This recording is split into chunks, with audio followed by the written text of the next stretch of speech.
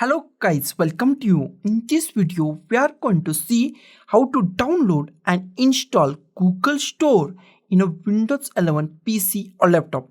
It is a very easy and simple process. So let's go to our video. First, open Google Chrome, go to the Google Chrome. In Google Chrome, go to the new tab. Click on this plus button, new tab is open. In new tab, here we find Google Apps. Click on the Google Apps. In Google Apps, scroll down and find Google Store. Click on Google Store. And in few seconds, Google Store is open.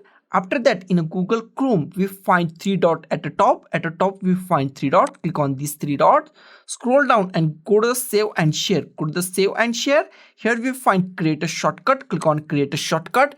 Here give any name that you want. I give the Google Store. Click at here, open as a window. It is an IMP. Check this mark and click on create. New pop-up window is appear. Close it. No thanks. Close our Google Chrome. On desktop, we find Google Store shortcut. Also in start, we find Google Store. Type Google Store. And here we find Google Store. It is save or the install as a app in a Windows 11 PC or laptop. Open it from here or from the desktop. I open it from the desktop. Double click on it.